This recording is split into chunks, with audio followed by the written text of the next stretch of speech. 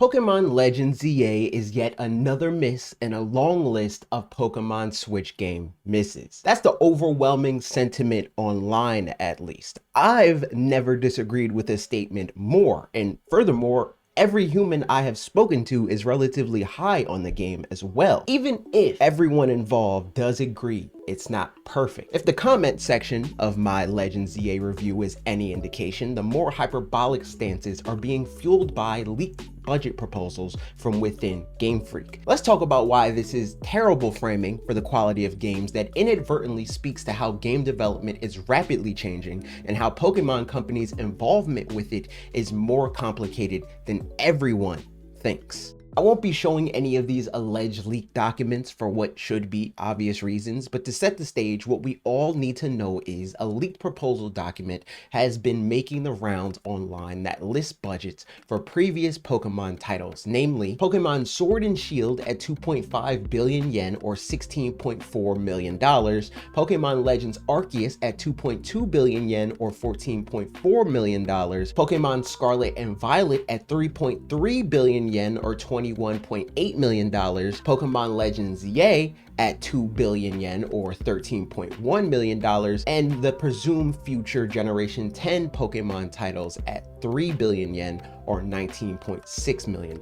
Off rip, it should have been worth noting that these documents were old when they came out and have already aged poorly given the fact that ZA has at least been pushed back a year since the formation of these assets. But despite the fact that that one thing should have already been enough to pump the brakes on this kind of speculation, these numbers are being treated as gospel and subsequently dunked on by people online who know clearly next to nothing about game development, but just so happen to have seen the bloated budgets for games like Call of Duty, PlayStation Spider-Man titles, and Grand Theft Auto in a Dexerto tweet or whatever. Or arguably worse, they compare it to a speculative budget with even less backing for The Legend of Zelda Breath of the Wild that people have been parading around since the lead up to that game's 2017 release. What these people don't recognize, whether intentionally or not, is that putting a number to a production doesn't in any way determine its quality, and that Pokemon's worth as an intellectual property or game-by-game profits don't change that in any way. And it all culminates in what is quickly becoming my least favorite trend in the Nintendo community post-Switch 2, and that's this desire to kit bash a form of capitalism that fits whatever narrative they want to get off. Or even worse, evoking aspects of socialism and capitalism interchangeably at will to build an argument, which, to be clear, is nasty not because we as consumers shouldn't want to get things for cheap or even free, nor is it because corporations shouldn't care about their consumer base. It's nasty because these people don't actually care about any of that, and they will co-opt whatever language they think will effectively sell people on the emotions they tie to a thing rather than the reality of the thing. And that weakens these terms for when they actually apply and actually matter. But I digress. Sort of. Let's unpack and dissect these arguments one by one, because this could get real confusing real fast if we don't establish some guardrails to guide the conversation. Let's start aspirational. A lot of these arguments hinge on concepts that on their face I agree with and have even argued similar things in the past, but their framing and reasoning behind said framing for this comparison is something I vehemently disagree with. None of them illustrates this better than the pocket watching going on with these budgets. The immediate retort from fans to these leaked budgets were to purport the idea that Game Freak is inherently money grubby, and their gotcha moment to land the plane on that argument was somehow using games from Western studios that in any other conversation would be framed as the greedy corporations. Grand Theft Auto, for instance, is a franchise with budgets that have ballooned into the billions by 2025. Contrary to how these arguments frame it, these budgets aren't a result of these massive corporations trying to make us feel like they're fair. These budgets are the way they are because they plan to milk these games to get well upwards of $70 for every dollar they put in, and the vast majority of these dollars aren't being spent as efficiently as these narratives would suggest. Look at Grand Theft Auto 5, for instance, a game that famously costed $265 million to make and has since become a top 2 best-selling video game game of all time. Even before then, it grossed over $1 billion in its first 3 days on the market. By the logic and framing many pundits online are using, that should have led to Rockstar reinvesting in the things the fandom wanted. But what actually happened is they canned highly anticipated DLC expansions the franchise was known for at the time to direct their focus to the true moneymaker of Grand Theft Auto 5, being GTA Online. This actually is how Pokémon Company already operates. They already heavily invest in their moneymakers. When there's a massive influx in the success of the card game, they drastically increase their investment. The same is true for the actual Pokemon breadwinner that is merchandising. And yes, it's even true for Pokemon video games. Even if we were to take these budgets as gospel, they very clearly are increasing their investment in the games. Most people could have told you this because they can see it with their eyeballs, or at the very least don't care enough to complain about it loudly online. The people who do complain loudly online are more concerned with narratives and validating their anger than they are the reality of the situation. Obviously, Pokemon Scarlet and Violet specifically had inconsistent performance, but to try to pin that on Game Freak just not spending enough money doesn't line up when you account for the fact that it was developed in tandem with another large-scale project that these same people love and hilariously had a smaller budget on the document they swear by.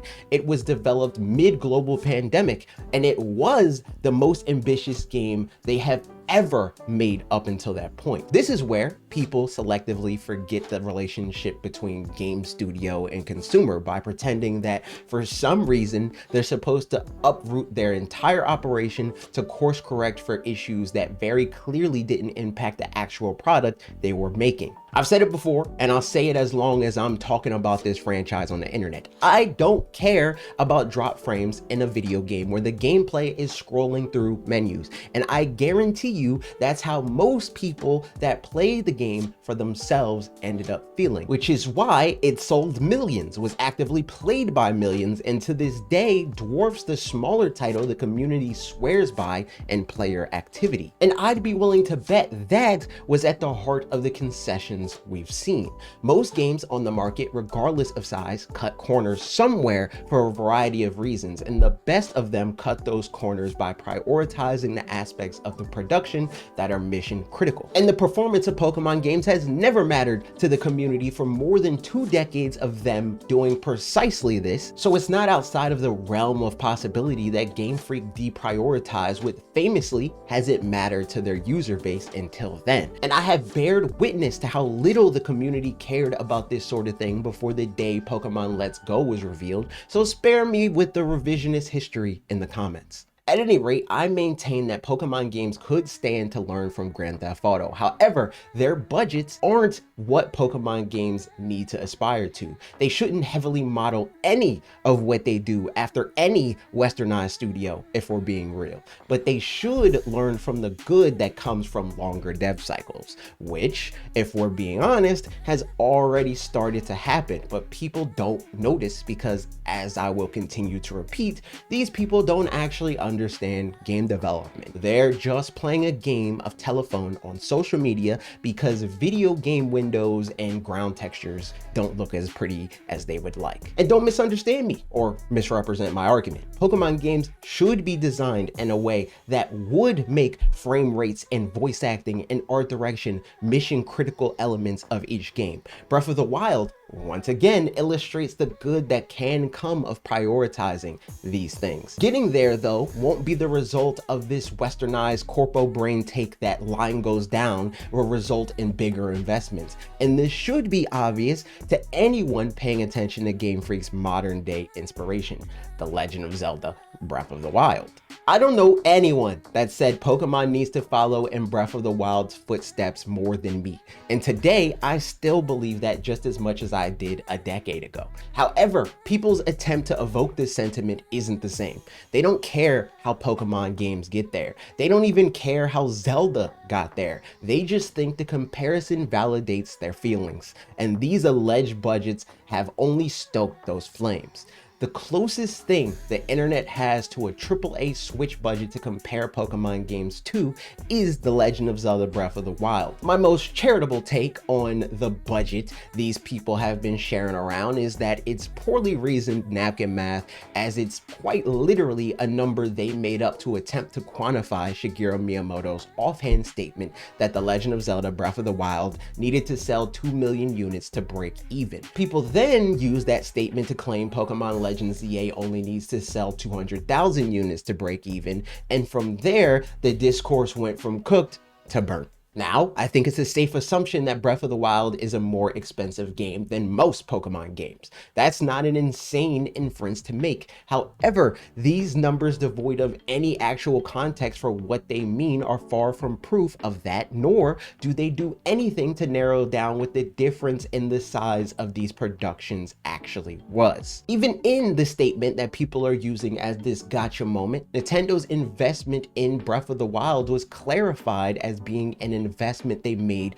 by spreading out resources made for and during its production to several other products within Nintendo. And of course that's the case because any game studio worth a damn wouldn't fund their projects in the same way Hollywood funds a movie. These studios have staff, they repurpose past work, and further, studios that work on first-party titles share the workload in various ways with other studios within the console manufacturer stable of studios. Switch games in particular have the added benefit of inherently costing a hell of a lot less to make than PlayStation 5, Xbox Series, and high-end PC video games. And this is because they're not making ultra-high resolution titles that exponentially balloon the price of production. And it's also important to acknowledge that these are Japanese game studios primarily making their video game in Japan. Your average Nintendo EPD or Game Freak dev isn't getting paid what your average Rockstar developer is, and the top brass certainly